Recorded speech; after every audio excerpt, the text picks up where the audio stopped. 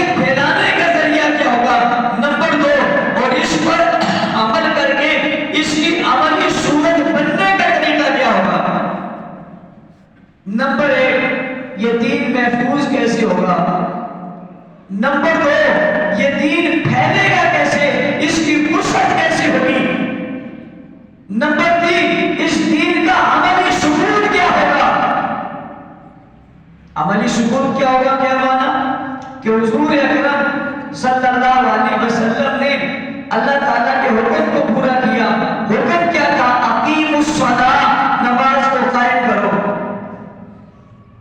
یہ اقیموا الصلاۃ کا حکم ہے جو اللہ تعالیٰ نے حضور کو دیا، نماز کو قائم کرو۔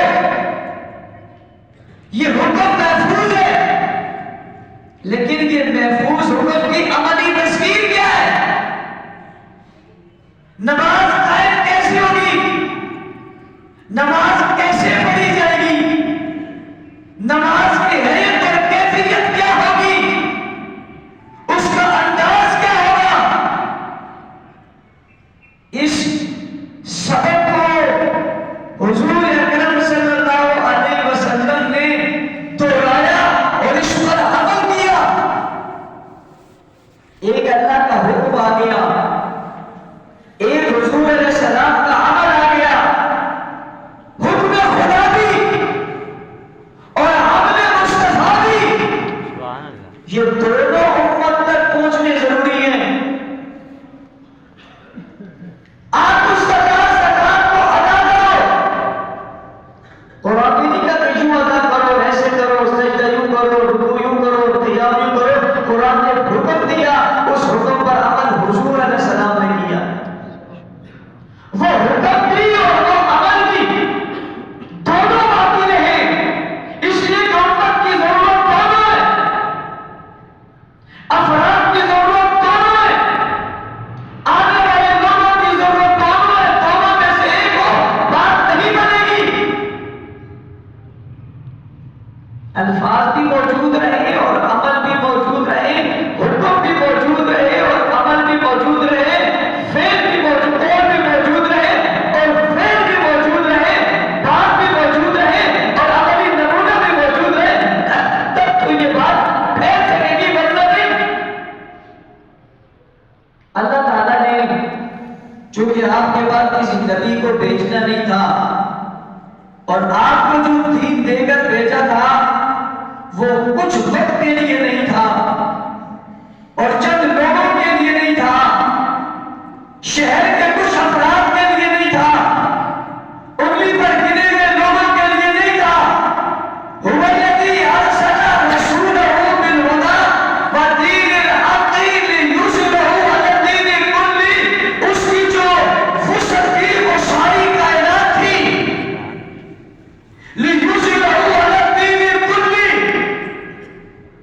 آپ کو رسالت دے کر اور پیغام رسالت دے کر جو بھیجا گیا، وہ بھیجا زمین کے چند ذروں اور خطوں کے لیے نہیں،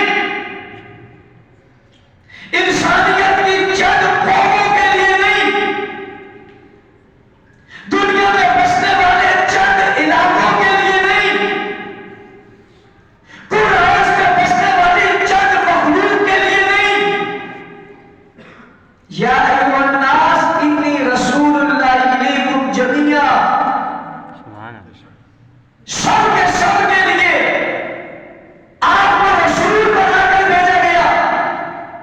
جو دین دیا وہ بھی مخصوص وقت کے، مخصوص قوم اور مخصوص افراد کے لیے نہیں۔ کچھ لوگوں کا عقیدہ یہ ہے اور کچھ لوگوں کا نظریہ یہ ہے کہ حضور اکرم صلی اللہ علیہ وسلم کے بعد صرف 3 رہ گئے تھے یا صرف 5 رہ گئے تھے، یا صرف گھرانے والوں نے حضور علیہ السلام کی تعلیمات کو لیا تھا۔ یہ عقیدہ باطل ہے، یہ غلط ہے، یہ اسلام کے راستے کی رکاوٹ ہے، یہ اسلام کو محدود کرنے کی سازش ہے، یہ دنیا کو اسلام سے دور کرنے کا ایک طریقہ ہے۔ یا ایھا الناس انی رسول اللہ الیکم جمیعا،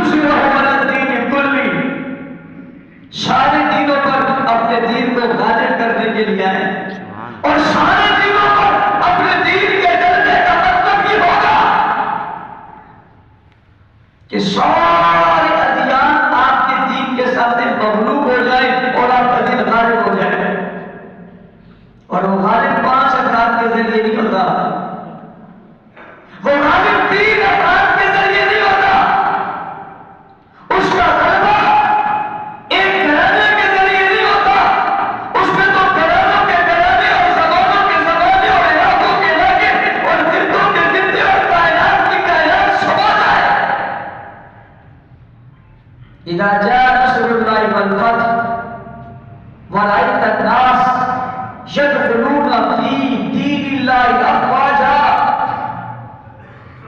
ورأيت الناس يدخلون في دين الله أفواجا اس میں 4-5 افراد نہیں، افواجا، فوج در فوج، قوم در قوم، قبیلہ در قبیلہ، علاقہ در علاقہ اور خطے در خطے شامل ہو گئے۔ ورأيت الناس يدخلون فی دین اللہ افواجا، پھر شامل ہوئے، چند نہیں ہوئے بلکہ فوج در فوج لوگ شامل ہو گئے۔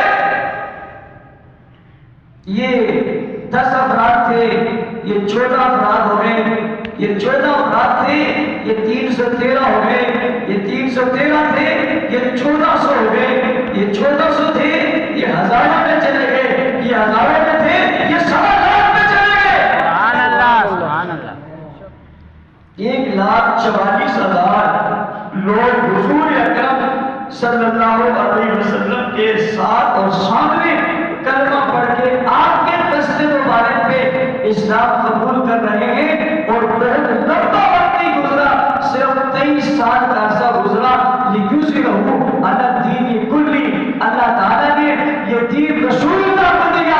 قرآن کی صورت میں حضور کے پاس دین آیا، احکامات کی صورت میں حضور کے پاس دین آیا، جبرائیل کے ذریعے حضور کے پاس دین آیا، حضور کے آواز کی صورت میں اور حضور کے عمل کرنے کی صورت میں دین محفوظ ہوا۔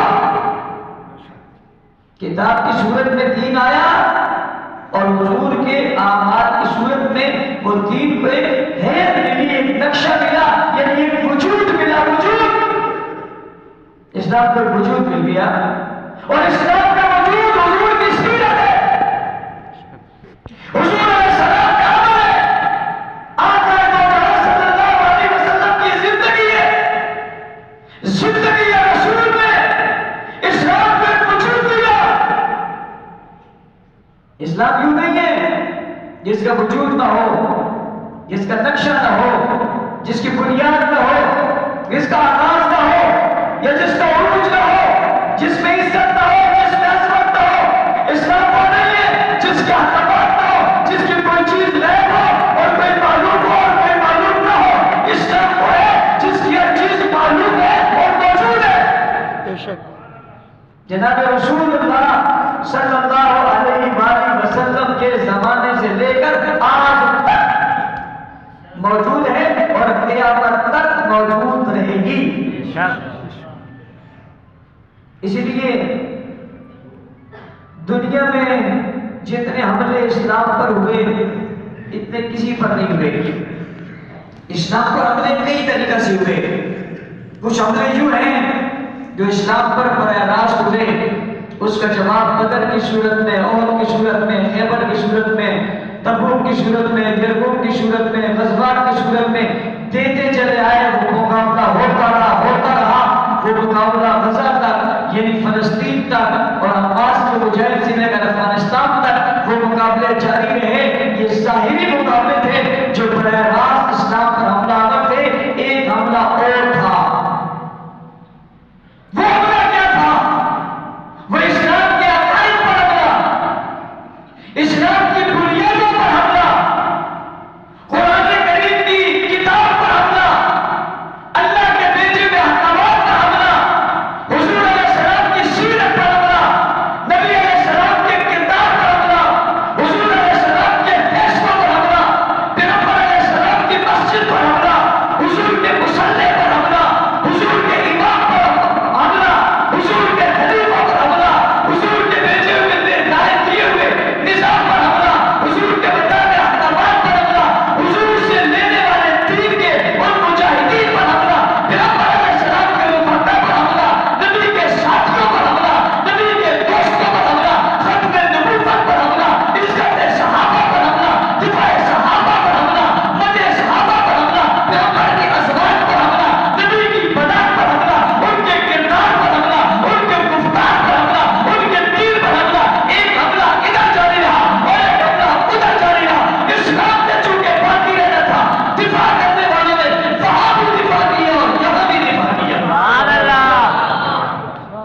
اسلام میں باقی رہے.